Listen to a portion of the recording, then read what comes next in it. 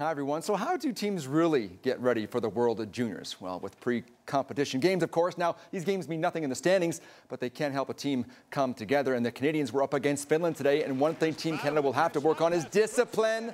They took 11 penalties in this game, including one here to give Finland a two-man advantage. And the Finns would capitalize. Joe Armia over to Flames prospect Marcus Granlund. He will one-time it past Malcolm Subban. That was the only goal of the first period. The Canadians came out flying in the second.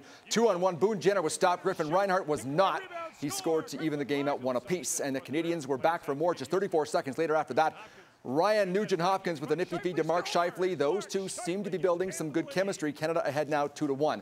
But the Finns tied it up with another 5-on-3 goal. Ville Järvalainen from the point. He beat Subban with the wrist shot. We were tied at 2 apiece. So let's go to the third period now. Subban is still battling to be the #1 goaltender, and he'd like to have that one back. Miro Aaltonen put it past Subban there. That gave the Finns a 3-2 lead, and that was the final score. Team Canada needs to have better discipline and goaltending.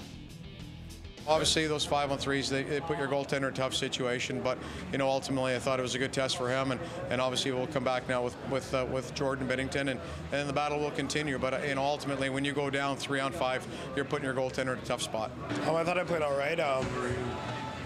Not much I can do on those goals, but obviously just got to keep battling. Fighting through the second one was a great shot through the screen, so I just got to keep battling through shots for the most part. It was a different game and a lot of penalties, a lot of 5-on-4 opportunities. You can't use your sticks at all here, especially on international tournaments, and we talked about that after the game, and that's going to be a big thing for us moving forward, but we know we'll be fine.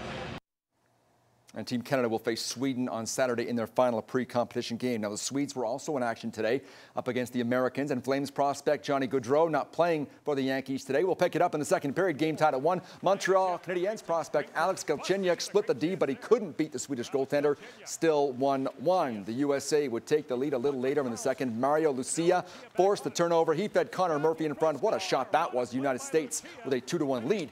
The Swedes tied it up a little later in the second. Ricard Raquel, what a great name. That shot goes past Flames prospect John Gillies. Game tied at 2. We'd have to go to overtime to settle this one. Early in the extra frame, the Americans win the draw back to Shane, go to Spear, and that was the game winner. Americans win at 3-2. The U.S. still has 3 cuts to go, and get this, the kids who don't make it will be sent home on Christmas Eve. And I'll tell you, the Americans certainly don't lack confidence heading into the World Juniors because of the National Hockey League lockout. There's a lot of really good teams in this year's tournament, but American Seth Jones feels there's one team that is better than all of the rest. His, of course. We're the best team, obviously, here. I think, we have a lot of speed up front. We're great defensively, and we have good goaltending. So I think we have all the pieces to win a gold medal this year.